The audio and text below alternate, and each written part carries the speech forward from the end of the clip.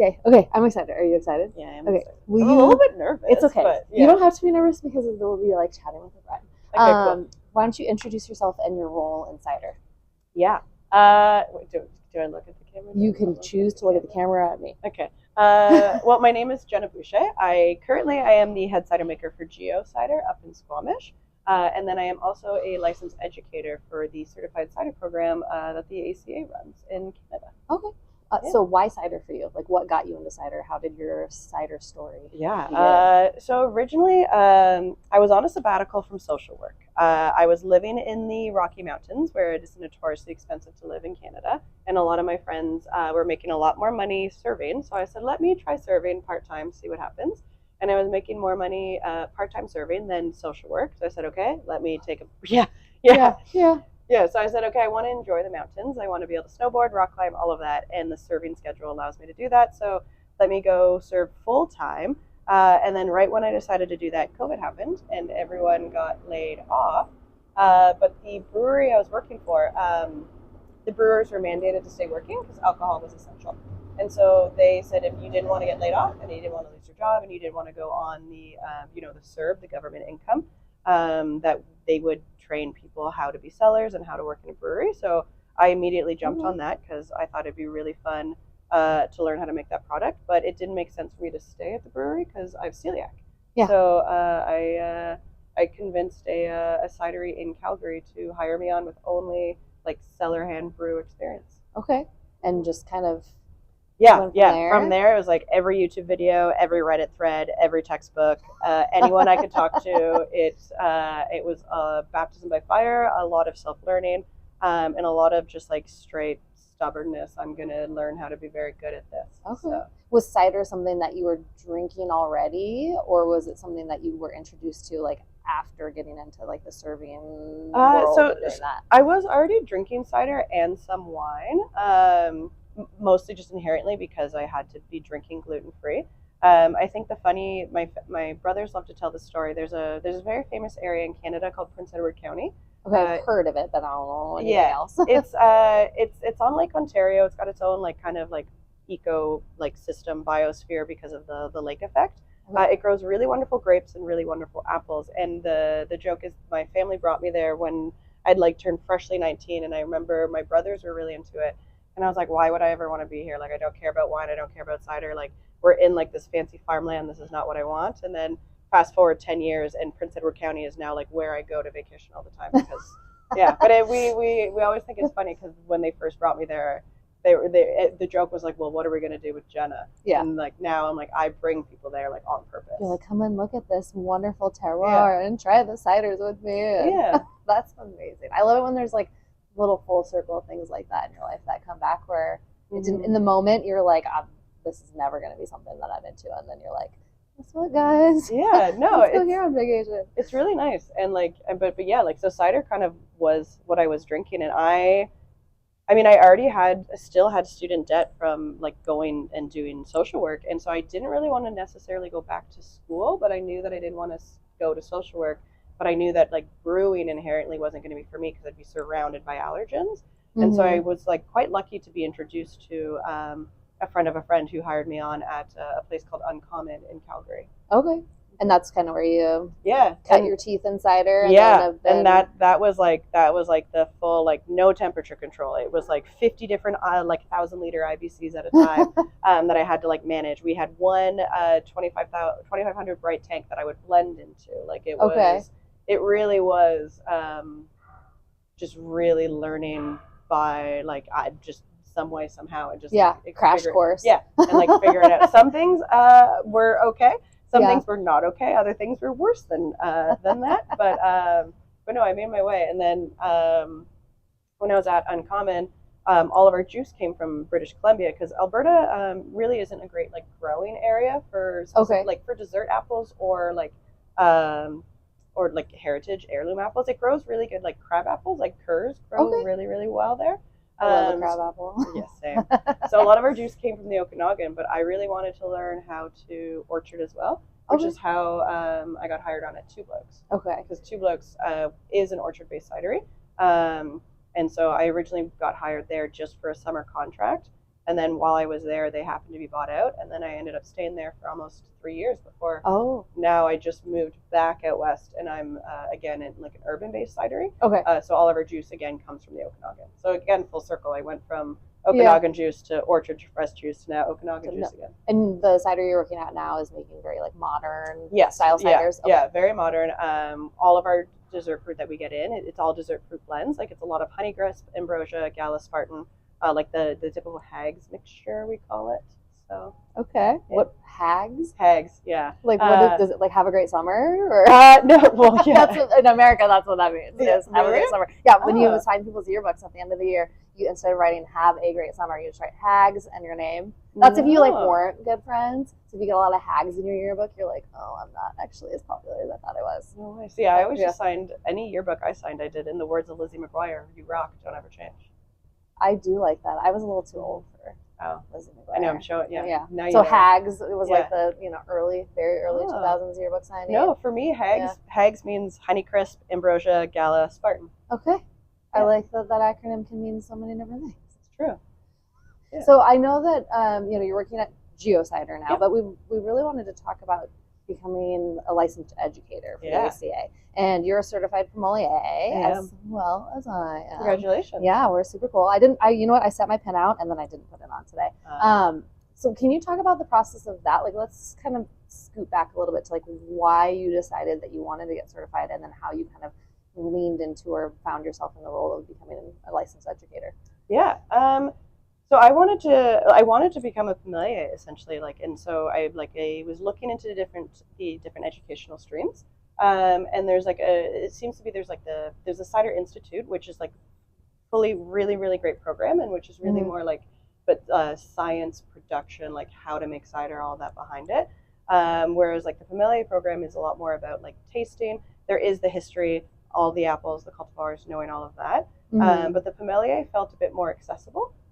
So that's one of the reasons why I chose it. And honestly, it's a very small program in Canada, and so I really wanted to be at the forefront of it. And so that's what made me really want to study and take it. So I took my level 1 online, the fall program, and the online program I love because you can pick it up, you can put it down, you can write your exam whenever you want. There's no it's like on demand. That's how I did it too. They're like, here's the study guide, and I've been in the cider industry adjacent, not making cider, but for 7 years. And I was like, there's things that when you pick up and you learn. And then as I was reading the study guide, I'm like, this is I already love this beverage and it made me love it even more. And then it felt like something that anyone who works with cider could have access to and would make them better at selling cider to people as well. Yes, and I think what I really like about the sommelier program and how it's designed and how anyone can really take it, it's not just necessarily for makers, is one thing I've been quoted and I often say is, and I think people know this, is cider has a problem that people are working towards, but a lot of people will drink bad beer, but it doesn't turn them off of beer as a whole. Yes. Or people will drink a bad wine, but they don't turn off wine for a whole. I have known too many people that have drank one bad cider and decide that cider's not for them, or that they're actually cider's bad. Whereas the sommelier program, not only does it teach you how to really taste and structurally understand of what's happening inside your mouth and with your taste buds, it also really teaches you how to pair things. And so it really teaches you how to design so that cider truly can be enjoyed, and so people can see that it is not just one style of cider. And so maybe you did have a overly sweetened or cloying cider in a way. That's unfortunate. I'm sorry, but there are other ciders out there that aren't that show. And I think the training for it just shows all the different styles and the care that goes into it. So it's funny because I've heard people say this before, especially along the wine and beer. You don't try one and then quit the category. So they call it people have taken cider to mean one thing. The whole category is cider, but there's cider in so many different ways. And I can enjoy a very sweet cider in the right context. Yes. And then I can enjoy a funky, wild fermented cider in the right context. Do I want them always at the same time or with a certain activity? No. I need to pair my cider like I pair a wine. Exactly. And if we think of cider more as wine, as a beverage, I think that is what's going to push our category forward. And the education is a huge part of that. Yeah, and I think the education, not just for the enthusiasts, though Enthusiasts. Thank you. There we go. So when you look at education as a whole, that's not just for the industry it's themselves, but people who are industry adjacent or who are serving it. Like it really just expands cider everywhere. Like what the quote of, like rising tides raise all ships. Yes. So like we really want, like there are certain ciders that, there's certain styles, not for me, but I know that they can be done well. It doesn't mean I have to drink them, but they can be done well, and they can still be enjoyable, and they should still be enjoyed and paired with things. Yeah. And people, that's always like my thing is don't yuck somebody else's yum. Yeah. And so, I do the cider reviews as like my other fun thing on the side. And there are things that I write about that I would never drink, but I write about them because it is a cider that someone out there likes. And if I can use my sensory analysis and take out the tasting notes and tell you these are the things it tastes like, then somebody who likes those things will find it, and it's the cider for them. Yeah, cider is for everyone. Not every cider is for everyone. No, yes, yeah, but there is a cider for everyone. Yeah. It might just not be the same one. Yeah. Yeah. And I think like the POM program does a really good job of like just really helping cider, I think, become more accessible, because when people understand the verbiage we're using, the different language, what we mean by high tannin, or what we mean by like low acid, or what do we mean by white flour, the learning all of that really helps you enjoy the bottle more. And I think too, as cider is not beer, it is not wine. It can be like similar to those two different drinks in different ways, but as we try to really create our own stream, the Sommelier program and like the Certified Cider program, I think really do a good job of lifting it up to that. Yeah. So you recently became a certified educator with them. Have you done any what are they even called? Classes, sessions? Not yet. So I've got 3 coming up actually. Okay. So I've got a taste like a pro workshop at the Cider Salon in Canada. Okay. So that's in Thorold, London, Ontario, at Heman Cellars. So I'll be running a Taste Like a Pro workshop there on the 27th.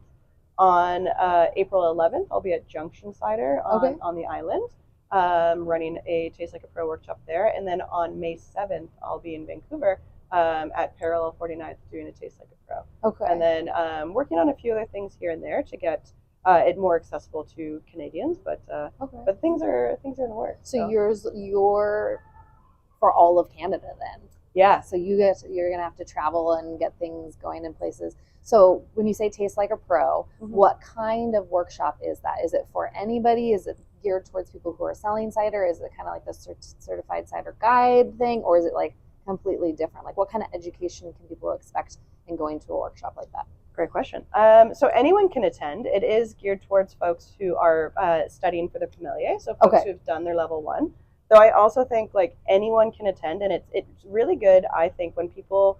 So essentially, I'll be doing a structured sensory analysis of a certain cider. Like I will do one for like the group, and then we will do one together. And then I'll also talk about like the structure of cider. So we'll talk about acid, we'll talk about sugar, we'll talk about tannins, we'll taste lemons, we'll taste oversteeped tea, we'll put sugar directly on our tongues.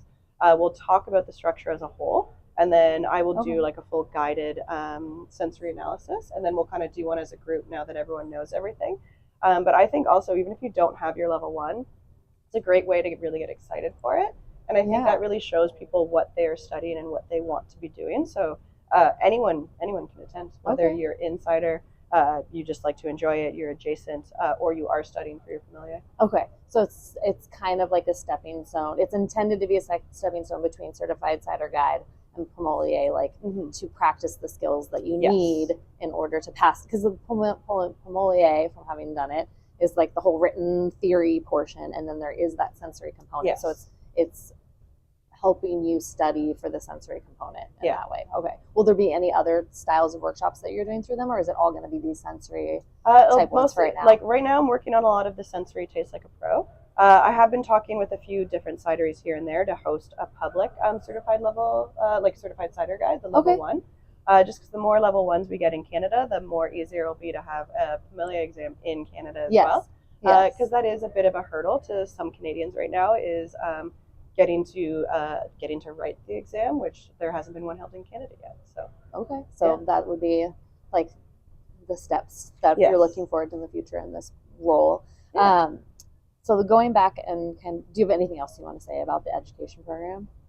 Or It's a lot of fun. You learn a lot, and Yeah. you get to be around a lot of other cider nerds, and you get to essentially spend 3 hours nerding out on your senses. And I'm going to tell you to go to the grocery store. And I'm going to tell you to smell a kiwi, and smell a lemon, like put things on your tongue, and well, not at the grocery store. Buy it, then take it home, put it on your tongue. Don't just go licking produce, please. No, don't just buy it first, bring it home. Go to a botanical park and start smelling stuff. I mean, it's interesting too because you can have these like larger categories of sensory things like citrus. You know, whether it's taste or smell, and then as you trickle down, like, can you distinguish between a lemon and a lime and a tangerine and a an orange and all of these things? And is it the zest of it? Is it the pith? Is it the juice? Is it candied? Is it fresh? Cooked? All of those things. And to think about as we drink this beverage that an apple, just an apple, a lot of time can make these flavors. It's pretty cool. Is amazing. And I think a lot of people, like, just to like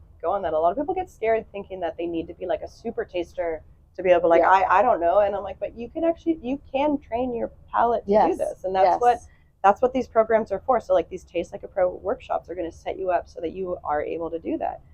Where a lot of people like kind of get nervous or scared. They're like, I only get apple. I'm like, that's a great start. But now we have to like think a bit deeper about it. Or like a lot of things for me, like I thought I was going to really struggle with the exam because a lot of how things happen is I will smell something. I'm like, oh, this smells like my grandma's at that one Easter. And like, it was that table setting and it's like that. And then I break it down. I'm like, okay, so what was my grandma making? Like, how old was I at this Easter? Do I remember? Like, was it like, and like, then I can pull it all back that way. And so it's even just training if that's how you think or how your senses like remember things, then trying to break it down even further to that so that you can be like, yes, it is apple or like it is orange zest. Yes, because not everyone was at your grandma's house that Easter. And so when you describe it that way, people are like, I don't know, my grandma's house smells like mothballs. Is that what this is going to taste? Like, is that what you mean? Please not. Yeah. Speaking of apples and like flavors that can be expressed in them, what is your favorite apple? Whether to eat or to make cider from? Okay, my favorite to eat is probably a pink lady. Okay. Like it's the tartness, the skin. There's still a lot of really good sweetness to it. My favorite to drink might be a Porter's Perfection. Okay. Except I'm often I've been really gravitating towards like Gravensteins as well. But generally I like a high acid, lower tannin, and I do want a bit of funk. Like I want a bit of barnyard horsiness in there.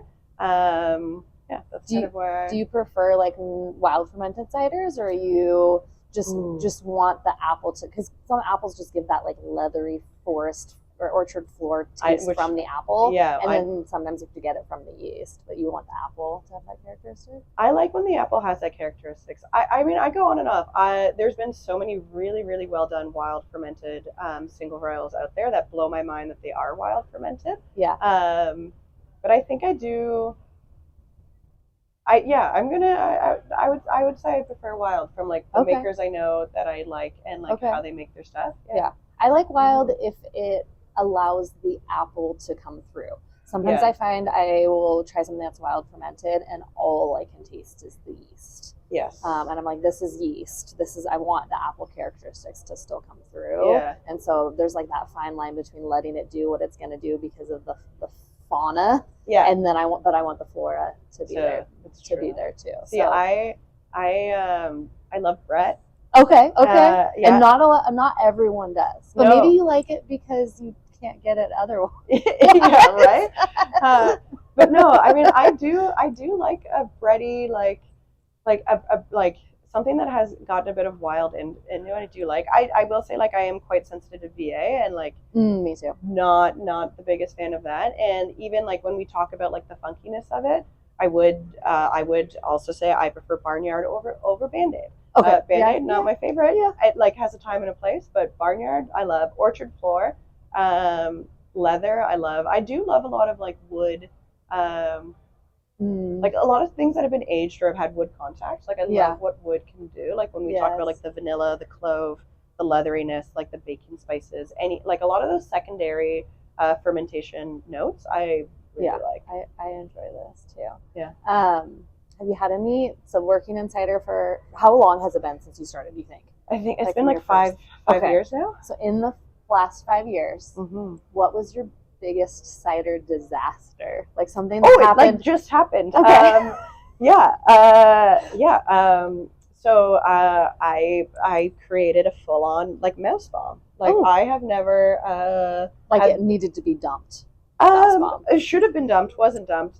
But yeah, there's a lot of mouse, and so I'm I think some lovely folks at the Cider Institute at the BJCP. Whoever wants mouse cider to just confirm, that you can or cannot taste mouse, I will give it to you. Okay, I mean, It's like educational great- opportunity. yes. There you go. Yeah, Everything is an opportunity for education. It is, and it was one of those things where, honestly, I was very embarrassed, and I was like quite self-conscious afterwards, and it really kind of knocked my confidence. But it's also been like a great learning opportunity as well. Yeah. And like the more people I talk to, the more people are like, "Oh yeah, I created mouse too." Yeah. And I was like, "Oh, okay." Yeah. And mouse is like that, where it's like a dirty mouse cage. Yes, right? and like mouse kind of is that like sometimes it can feel just like wet cardboard to some people. Yeah, it also, really depends, and like the best way of like knowing it is there is to actually do like a baking soda. Like, so you make a baking soda and water, like little slurry, gargle it, spit it out, because it's all about the pH of your mouth. Okay. Like how bad or how much you can taste it.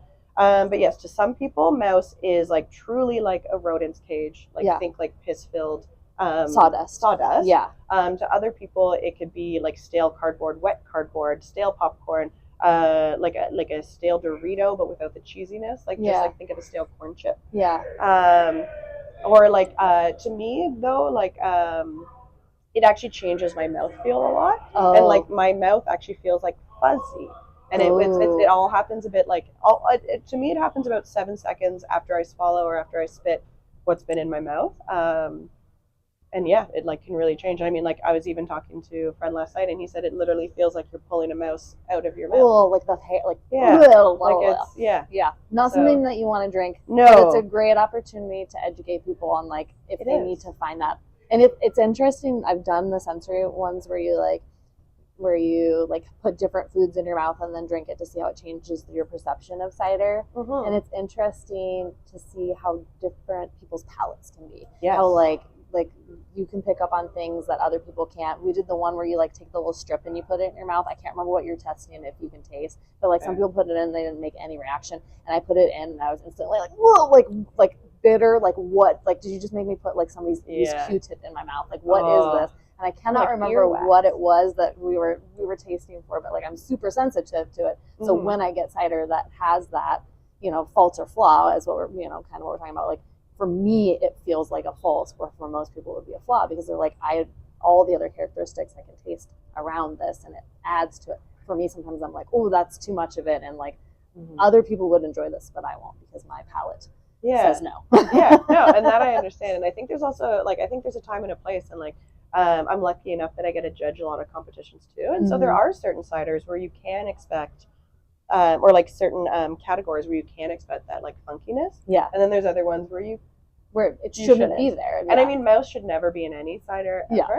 But the cider that I make currently is very modern, and there should never be mouse in modern cider. In a modern cider. There should never be mouse in any cider, I will be clear. But. Yes. But like there's a difference between like a hint of you're like, is that what it is? And like full on like. That's true. Yes, for sure. What advice would you have for someone who wants to work in this industry? Oh man, that's a great. I would say find like-minded people. Okay. Yeah, and like find people who have like kind of like the same kind of end goal or ideas, or like the same kind of like workplace culture. Okay. Like that's been really important. Like I've had some unfortunate experiences with ownership, and I've had some great experiences with ownership, and I think it really just comes down to finding the people that like cut from the same cloth, like that you're like-minded with, but that also still like you don't have to be best friends, and like they can totally challenge you, but as long as you kind of have the same goals. And I think find a comfortable pair of overalls. You will get or coveralls. And also like don't be afraid to be creative. Like follow like your wildest, do trials of like your wildest ideas. Like I mean, you had one of mine where we put cranberries and black walnuts together, and Yeah. a lot of people were like, What? Yeah, and that's just like a kind of a Canadian Thanksgiving thing. And like, truth be told, maple syrup expensive, cider making expensive.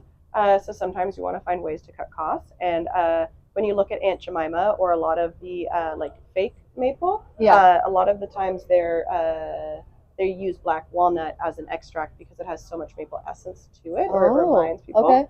And so I thought if we use black walnuts, it would just kind of, remind people of maple syrup without being maple syrup. Yeah. Well, and it just is a totally different ingredient that, like, for me, when I'm looking at cider, I want to try something that I haven't tried before. So when there's options, I'm like, they put this in it. Now I need to know. Like, I have to know. And I think part of that is like from training your palate. Like when I first started drinking cider, it was like, I know I like this one and I'm going to keep drinking it because I know I like it. And then after a while, I was like, I can't just drink the same thing all the time. And then you start to like build your palate because you can't just drink the same lemon basil cider your entire life. You have to try new things. And my friends that drink cider now, when they first started, they're like, give me the sweetest thing you got. And now they've realized like, oh, actually I like an off dry cider. And like I have some friends, like I'll make them try the stuff that's a little more funky. And I was like, I would probably describe it like it's got kind of little like wet hay, like horse blankety type thing. And they're like, ugh. And then they'll try it and they're like, nope, not for me. And then a year later they'll try something similar and they're like, actually I really like this. So it's just about like getting your palate used to those flavors. I think. Thinking of this industry, who makes a cider that you wish you made? Oh man. Like so many people.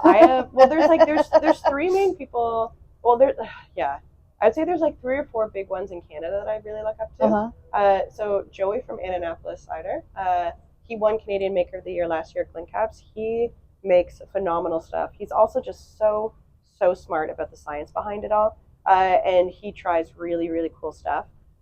Sarah Boyd from Lockmore. I mean, I've been her biggest fangirl since day one.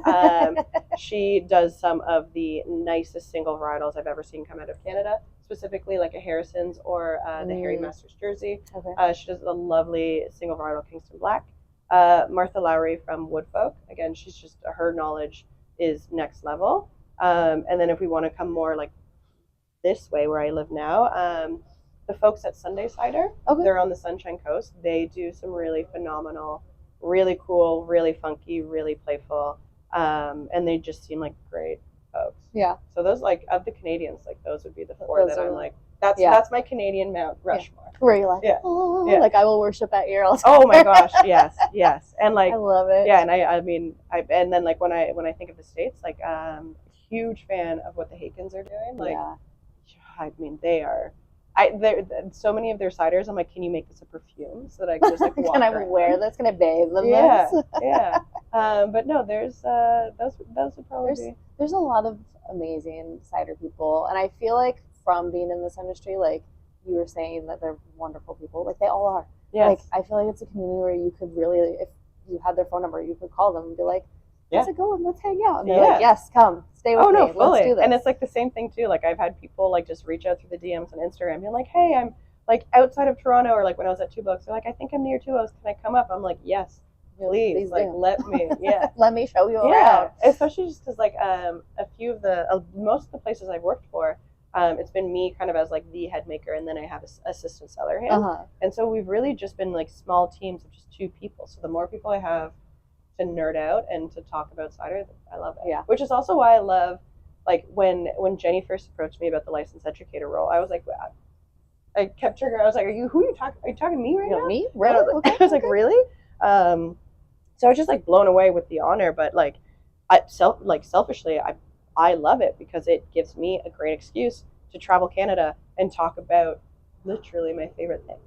So I feel very lucky to be able to do it, and I'm really hoping to get like more Canadians on board and more Canadians certified, and like get a whole crew, because right now there's only 6 sommeliers in Canada.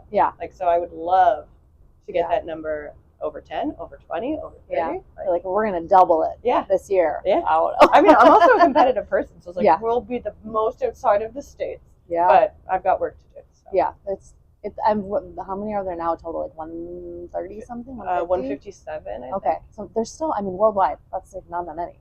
Like it's pretty cool. Congratulations. It's a pretty big deal. I'm like high fiving myself. What's next for you in cider? I really want to bring Geo up to a place. I want to bring Geo up. Like, I want to get like I want to change her equipment, change her production styles. I mean, they want me to be able to like double their production, so I'm working on that. Um, and I think just really like expand the like the familias in Canada. Yeah. But that's currently what I'm working on. Okay. Yeah. I got two final questions for you because I know we both want to get to our next sessions. Oh yeah, true. They're kind of opposite spectrum. So what do you dislike about working in cider? What's the part of your job that you're like, if I could hand it off to somebody else, magic wand it away, I would in an instant? That's a great question. Right now, I wish I didn't have to do as much packaging. Okay. Yeah. But that's also just like a really selfish complaint because I have a 2-head canner and a 1-head steamer. Yeah. So it takes a lot to get 1,000 liters done. And so I wish I had a different way to package. That would be like my magic wand. Just Yeah. So if there's any sponsors out there, I'm just kidding. You want to send I would some love equipment that way. Yeah. So what do you love about working on cider? What keeps you going every day? What has kept you in this beverage where you're not going back to that's honestly a great question. The people and the creativity. And I think too, like cider making is still so niche that it's not lost on me that like there are very like I shouldn't say very few. There's enough of us now in the world that say like we are cider makers, but it is quite a niche career, and there's like it can be hard to really like make your name and get known in it, I guess. And so the one thing I love about it, is like what I love about it. Yeah, right? what you love about it. Yeah. So like the people and like how niche it is, and that like because it's so niche and it's so small, like, and even what you were just saying, like there's so many people in my phone that I've called up to be like, hey Cam, like this looks weird, can you just look at it? And so like I feel very fortunate where coming from the beer industry, it was like NDA everywhere, you can't say anything, don't blah blah blah blah blah, don't talk to anyone, competition. And like while yes there is competition here, I've never met a group of people within an industry that are so open and so willing to like help each other with things, which I love. Like I love the community of cider. Yeah.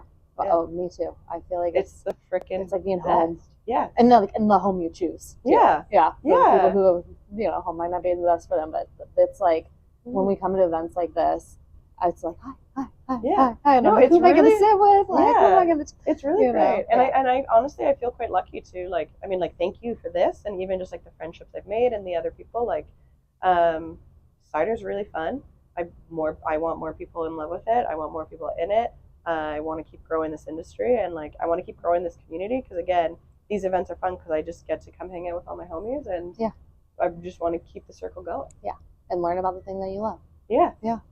And I think like cider making too is like still like we're like really within like when you look at like what craft beer and what wine have gone through, like cider is like at this point, infancy. like before. Yeah. And so to be a part of that and to like help people learn and help people learn more and like to really kind of like set standards in a way is something that I'm really proud to be part of. Yeah, I totally am too. Any last words that you want to impart on the world before we close it up? Become a certified cider guide. Become a familiar. Don't be scared. Use your taste buds. It's really, really fun. You won't regret it. And drink more cider. I don't know. Yeah, I think that's a great way to end it. Drink more cider. Yeah. Thanks, Jenna. I appreciate it. Yeah.